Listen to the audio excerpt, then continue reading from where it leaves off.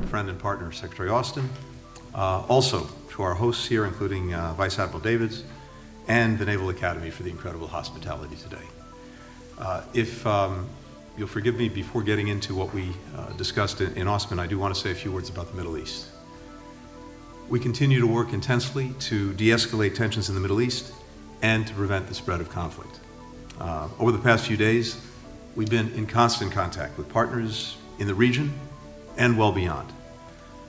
In those conversations, we've heard a clear consensus. No one should escalate this conflict. We've been engaged in intense diplomacy with allies and partners, communicating that message directly to Iran. We communicated that message directly to Israel. Our commitment to Israel's security is ironclad. We will continue to defend Israel against attacks from terrorist groups or their sponsors, just as we'll continue to defend our troops.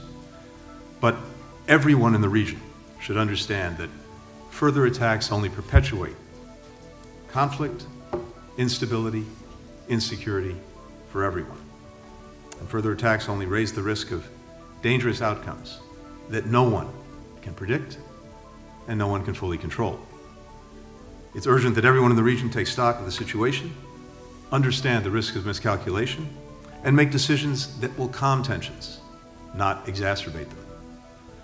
That's particularly true given the decisive moment that we're at in the ceasefire negotiations in Gaza.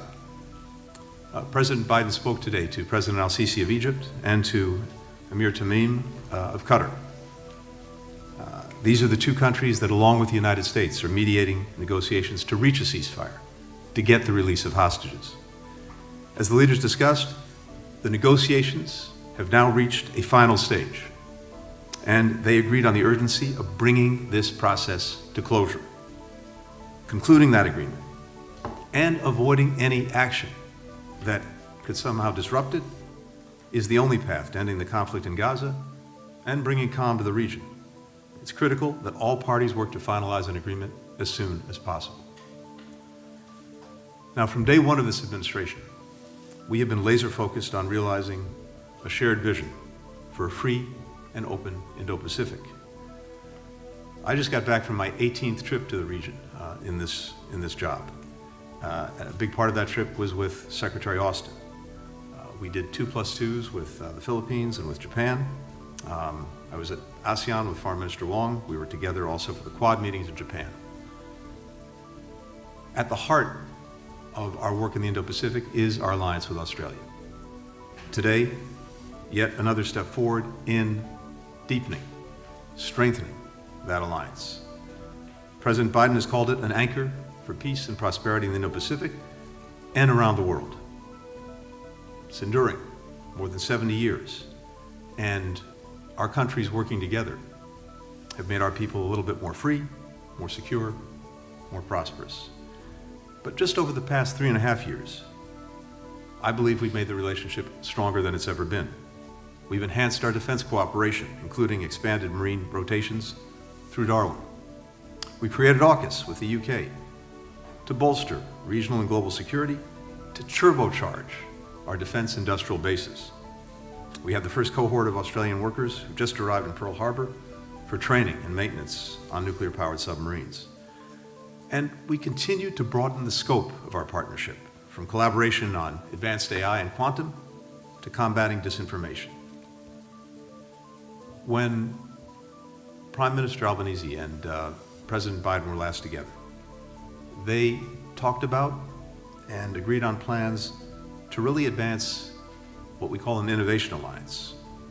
They inaugurated this during the state visit in October, and they continue, and we continue to elevate science, technology, and clean energy collaboration as a fundamental part of the work that we're doing together.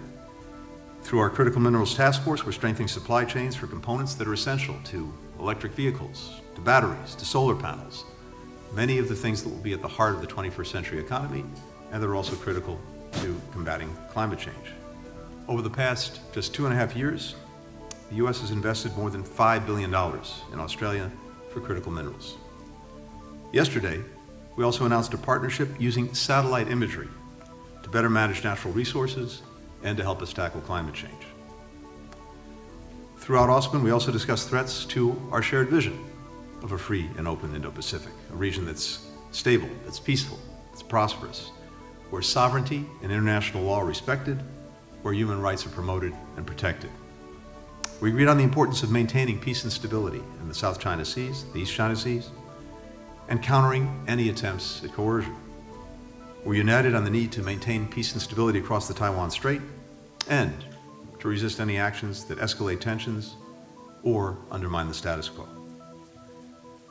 We're also committed to deepening, strengthening the architecture that upholds this shared vision for the region, and working more and more with other allies, with other partners, to advance the shared vision that we have. We've been enhancing our cooperation with Pacific Island countries. We're taking, of course, the next steps on AUKUS. We're advancing an affirmative agenda for the Quad, where Penny and I were just engaged a few days ago. We reaffirmed the importance also of bridging the Indo-Pacific and the transatlantic theaters.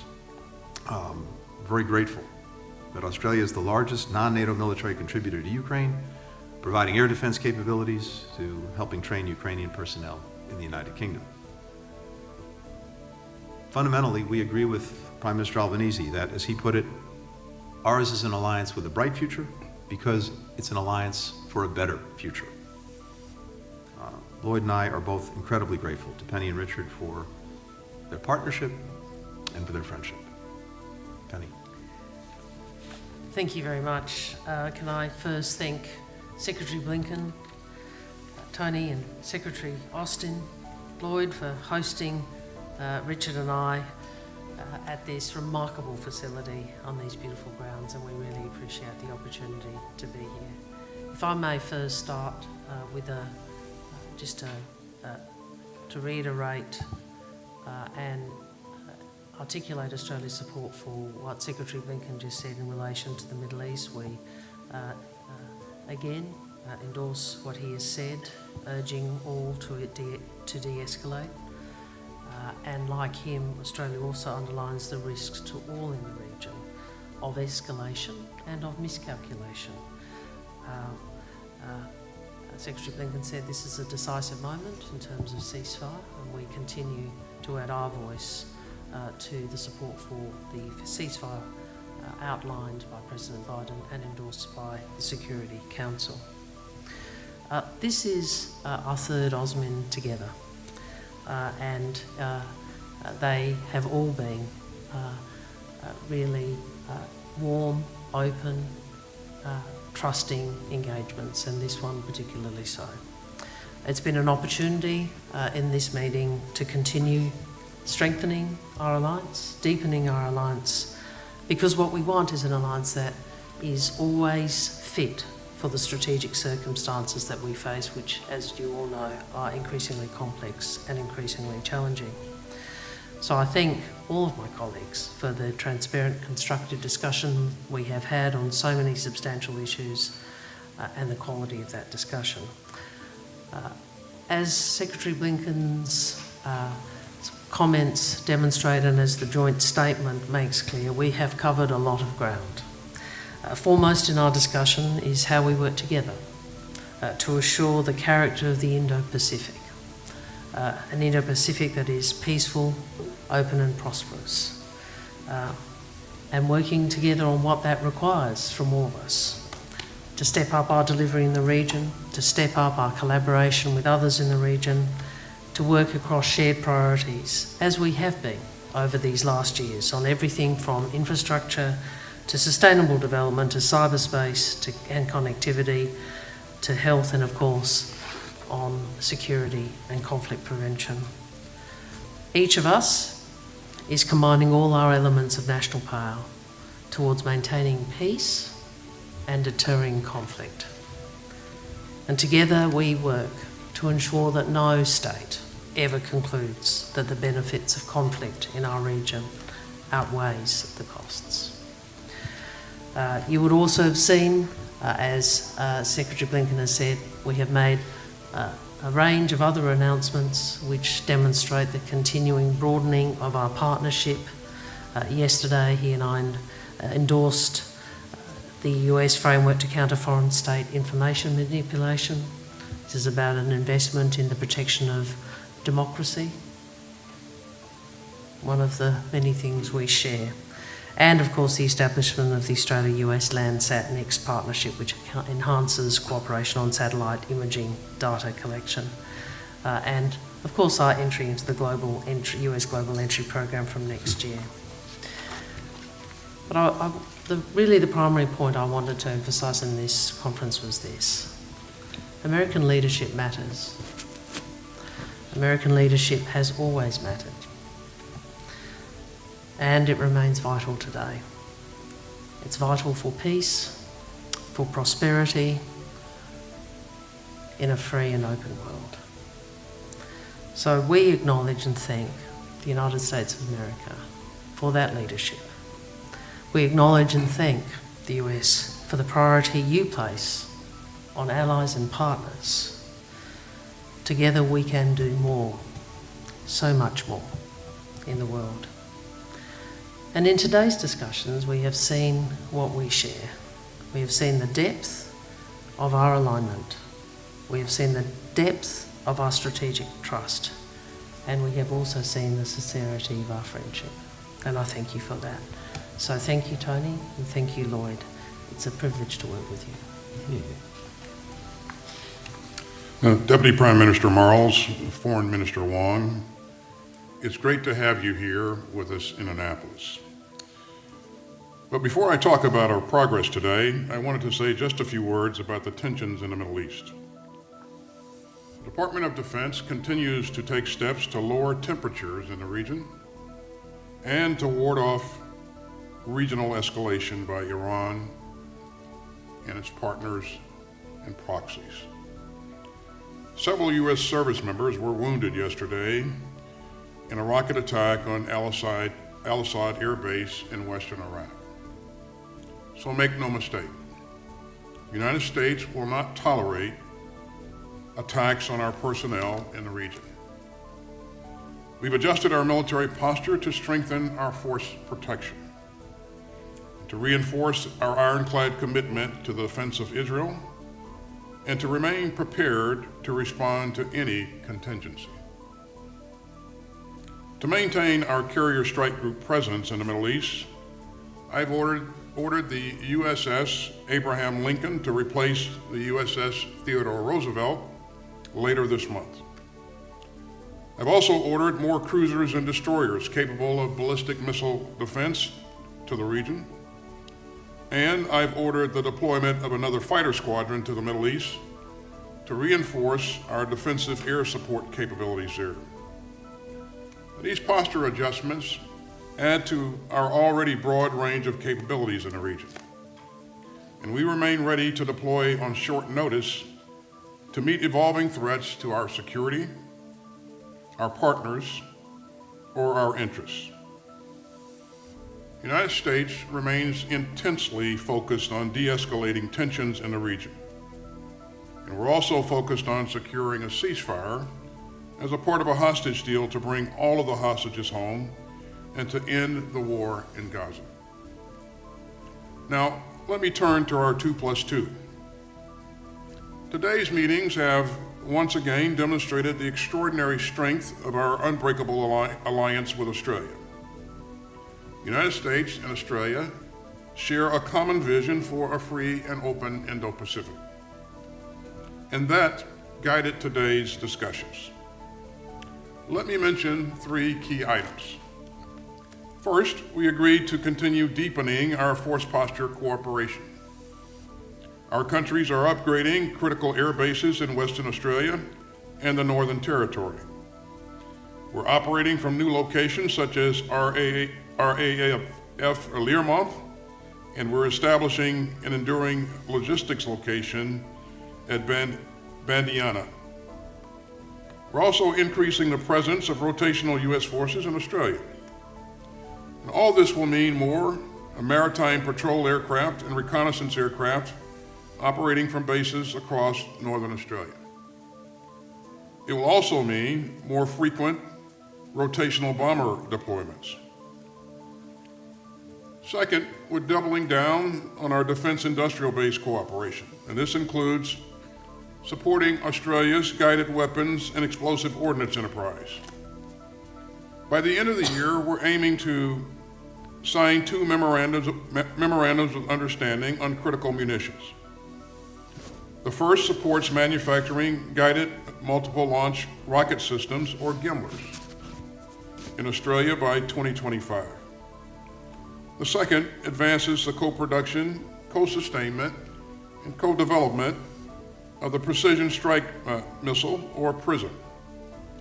And as we accelerate our work together on PrSM, we agreed to stand up a joint program office in early 2025. Together, these efforts will help ensure that we have the capability and the capacity that we'll need for decades to come. And finally, we'll continue to advance our defense ties with regional allies and partners, especially India, Japan, and the Philippines. And along with our UK allies, we continue to make outstanding progress through the AUKUS partnership. The United States is pursuing different initiatives with each of our allies and partners in the Indo-Pacific. And all of that vital work builds greater peace, stability, and deterrence across the region. You know, Secretary Blinken and I returned from the Indo-Pacific just last week. We participated in 2+2 meetings with our counterparts in Japan and the Philippines. In both Tokyo and Manila, we spoke at length about Australia's vital role in our network of alliances. And the United States, Australia, and our other friends in the region are operating together more closely and more capably than ever before. So Richard and Penny, thanks for your leadership and for your commitment to our alliance and to the security in the region. So we got a lot done today. We'll keep building on our joint achievements over the past 3.5 years, and we'll keep charting an ambitious course forward. Thanks again, and now, Richard, over to you. Well, can I thank Secretary Blinken and Secretary Austin for hosting Penny and I at this year's AUSMIN, and it has been a real treat to be able to conduct AUSMIN this year at the US Naval Academy here at Annapolis. This is the 34th AUSMIN, and it's the third that we've undertaken as a group of 4. And when we reflect over the last 2 years, there have been huge achievements across 3 AUSMINs in advancing our alliance. We have seen today groundbreaking discussions in respect of a much greater collaboration between our defence industry bases, particularly in respect of the manufacture of guided weapons in Australia. As Lloyd said, we have committed to having an MOU by the end of this year for the co-assembly of GMLRS, guided land-based rockets, in Australia, with the intent of the beginnings of that manufacturing occurring next year. We've also agreed to pursue a memorandum of understanding in relation to the co-production of the Precision Strike Missile in Australia, with the standing up of a joint program office next year. Now, what this has seen is a much closer working of our defence industry bases, and the legislation that was passed through the Congress last year, with the complementary legislation that was passed through the Australian Parliament in March of this year, has given rise to a generational dream in establishing a seamless defence industrial base between Australia and America. And we continued in our discussions today to develop this. This is going to give enormous opportunities for Australian companies to participate and contribute to the supply chain here in the United States. And as part of this, we're seeing a much greater cooperation between our 2 defence innovation systems. And again, we have undertaken to establish a MOU of cooperation between the Defence Innovation Unit here in the United States and the Advanced Strategic Capabilities Accelerator in Australia. In relation to force posture, This year's OSMIN has built on the last two in seeing a deepening of American force posture in Australia. Now, the heart of that is the marine rotation in Darwin, which is occurring as we speak. And in the next couple of years, we look forward to the establishment of the Submarine Rotational Force West in Perth. But American force posture now in Australia involves every domain: land, sea, air, cyber and space. And so we are seeing US Army watercraft, for example, engaging in Australia, and as Lloyd said, we've now seen a logistics base be established by the United States at Bandiana near Albury, and this is greatly going to enhance the United States' ability to operate in Australia. The presence of American force posture in our nation provides an enormous opportunity to work with our neighbours in the region. And as Penny and I move throughout the region and speak to our neighbours, there is genuine appreciation for the contribution that America is making to the stability and the peace of the Indo-Pacific region by its presence in Australia. But what this is doing is allowing us to do a much greater range of activities and operations and exercises with our partners, and we spoke about that today. With Japan, for example, where we've committed to doing a much greater amount of trilateral exercises between our three countries, but also doing more maritime domain awareness work, not only with Japan, but with the Philippines and with India. Finally, can I just add my thanks to Lloyd and Tony for their cooperation with Penny and I in advancing our alliance. We deeply appreciate it. We deeply appreciate the personal role that Lloyd and Tony have played in giving expression to American leadership in the world, which, as Penny said, deeply matters. Deeply matters in terms of promoting democratic values and human rights throughout the world. Deeply matters in terms of maintaining a global rules-based order, which is so important for Australia, which engages Australia's national interest deeply. And so I really want to say thank you for the partnership that we have been able to express on behalf of our nations. But at a personal level, I really want to say on behalf of Penny and I, thank you for the deep friendship that we have now built across this stage. Thank you. Thank you all. Our first question will go to Sean Tandon, Agency France Press.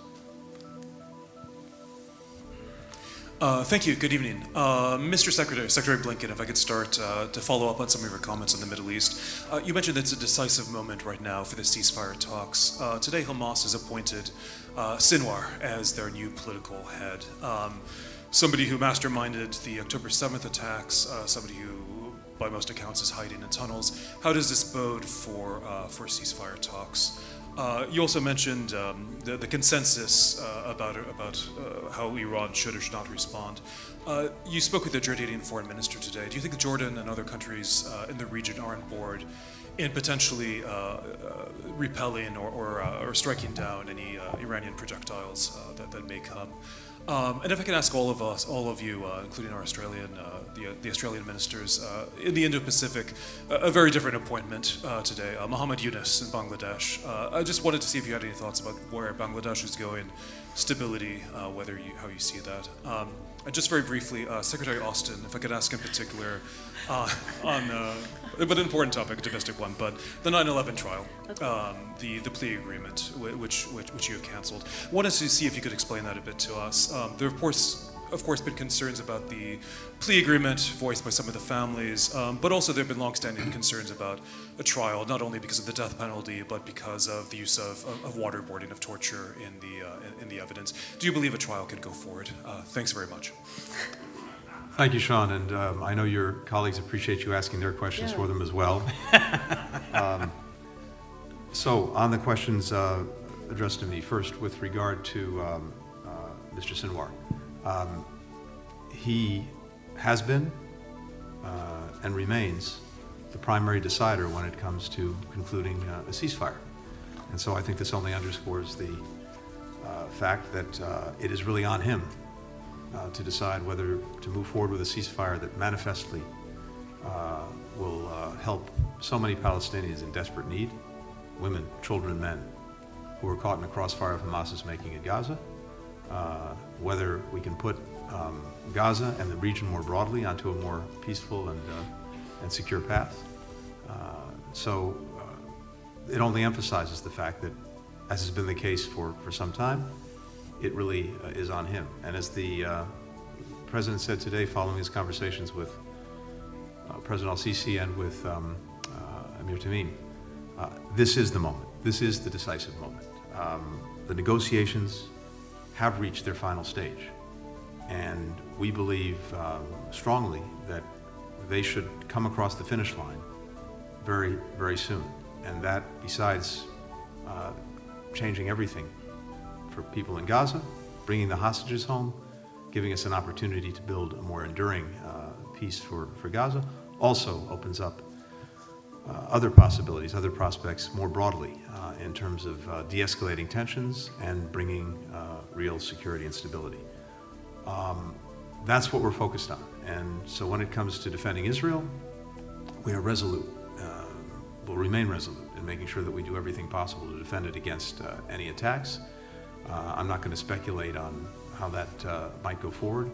I can tell you that the intense focus that we have and that all our partners in the region have, including our Jordanian partners with whom I spoke today, that focus is on de-escalation, is on making sure that no one takes any steps that could actually add fuel to the fire and broaden the conflict. And they're also intensely focused on getting the ceasefire over the finish line. With regard to Bangladesh, we're monitoring the situation very closely. I would just say that any decisions that the interim government makes need to respect democratic principles, need to uphold the rule of law, need to reflect the will of the people. We, for our part, take very seriously the safety and security and well-being of American citizens, of our personnel. We went, as I think you know, to order departure of our non-essential personnel, and of course we'll be watching this day in, day out. You asked me a question on Bangladesh, and I think the Secretary's outlined really a similar position to the one I would have articulated. I was in Bangladesh not long ago, so obviously have watched with particular personal concern, as well as our nation's concern about the violence and tragic loss of life in Bangladesh, and I want to offer our deepest condolences to families and friends of all those who have died. In relation to the interim government, what we would say is we call on all parties to cease violence, we call on all parties to de-escalate and respect universal rights, and we urge a full and independent and impartial investigation into the events of recent weeks. We continue to support the calls from the people of Bangladesh for an orderly and peaceful return to a democratic and inclusive government.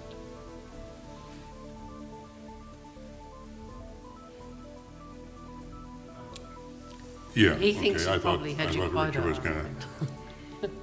Well, thanks for the question. I would just say that there's not a day that goes by when I don't think of 9/11 and the Americans that were murdered that day. Also, those who died trying to save lives, and the troops and their families who gave so much for this country and in the years following that. I'm deeply mindful of my duty to all those whose lives were lost or changed forever on 9/11. And I fully understand that no measure of justice can ever make up for their loss. So this wasn't a decision that I took lightly. But I have long believed that the families of the victims, our service members, and the American public deserve the opportunity to see military commission trials carried out in this case. And I'll leave it at that. Okay. Our next question will go to Jade McMillan, Australian Broadcasting Corporation. Thank you very much. Secretary Blinken, Julian Assange's lawyers say that they'll be seeking a pardon for his criminal conviction in the US. Would you consider that to be appropriate? And secondly, were there any concerns raised on the US side about how the Australian government responded to his release? There was some criticism domestically, for example, that the welcome he received risked damaging the relationship between Australia and the US. Okay. Thank you. Look, we've had a legal process go forward and conclude. We didn't talk about this at all today. It didn't come up in our conversations. And in terms of what follows, I would refer you to our own Department of Justice. But as far as I'm concerned, there's a legal process. It's been concluded, and I'll leave it at that. Okay, our next question will go to Reuters. Idris. I've got a few questions as well, so strap in. Well, can I just ask Minister Wong and Deputy Prime Minister Marles, what role would Australia play in a Taiwan contingency beyond basing support? Would you commit troops to helping defend Taiwan? For Secretary Austin, who was behind the attack at Al-Assad yesterday? And do you believe an Iranian or Hezbollah attack against Israel is imminent? Secretary Blinken, why do you believe Prime Minister Netanyahu will heed your calls to de-escalate, given that for the past 9 months or so he's either ignored or gone directly against your requests, whether it's on civilian casualties or negotiations on the ceasefire? And more broadly, you mentioned the ceasefire talks are in their final stages. We've heard similar optimism before. Why, or do you believe that Israel has set back that effort, given that they allegedly killed the leader of the group that they're supposed to be negotiating with? Do you want to? Well, perhaps if I start and I'll hand over to Penny. I mean, the first point to make in respect of your first question is obviously we're not going to speculate about hypotheticals in the future. Our alliance is one where we are working closely together with the United States to deter conflict in the future. And that is where our focus and energy is at. And in that respect, our position remains one of supporting the status quo across the Taiwan Straits and not wanting to see any unilateral change to that status quo. Thanks, Idris. In terms of who was behind the attack on Al-Assad, we're sure that it was an Iranian-backed Shia militia group. Specifically, which group we're still investigating to determine that. In terms of whether or not or when Iran would choose to attack Israel, I'm not going to speculate on any Iranian actions going forward. Idris, as you know, what I've been focused on is making sure that we're doing everything we can to put measures in place to protect our troops and also make sure that we're in a good position to aid in the defense of Israel if called upon to do that. So you've seen us do a number of things to strengthen our force posture. And again, I'm in constant communications with my commanders in the region and also with our allies as well. So we'll see how this evolves, but I won't speculate on any specific action by Iran or any other Iranian-backed group going forward. And Idris, with regard to the Middle East, it is manifestly in the interests of everyone involved to avoid escalation, to avoid the conflict spreading. And I believe that actually no one wants escalation. No one wants to see the conflict spread. But it's very important that no one takes steps that could lead to that, even if it's unintended. And that's why we've been engaged in this intense effort across the region and beyond to press everyone involved, including Israel, to avoid anything that could actually escalate the conflict. And again, it comes down to the fact that that's not where people want to go. We want to make sure to the best of our ability that they don't go there, even inadvertently. When it comes to the ceasefire, let's understand where we are, how we got there, and why we believe this is something that should close, and should close very soon. Some weeks ago now, President Biden put before the world a proposal for the ceasefire, the release of hostages, a pathway to an enduring peace in Gaza. And the entire world rallied behind it. Country after country stood up in support of the proposal, culminated in a vote at the United Nations Security Council, 14-0, endorsing the proposal, indeed incorporating it into a resolution. We don't see the Security Council agreeing on much these days, but I think that reflects the fact that quite literally the entire world came out in support of it. And then it took some time, but Hamas, after a couple of weeks, agreed to support the proposal. So there's agreement on the framework. What we've been working on for the last few weeks are important details of how that is actually implemented. And there were some things that had to be negotiated in that process. That work has continued, even with the recent events in the region. And we believe, based on the work that's been done, based on the very practical issues that are at stake, that there is no reason that this should not be concluded, and concluded quickly. So this is really a time for all of the parties involved to close this out. No delays, no excuses, no reasons why we can't do something. Focus on getting to yes. The reason, among other things, that we very much want to avoid any escalation is because, yes, that has the potential to disrupt concluding the ceasefire agreement.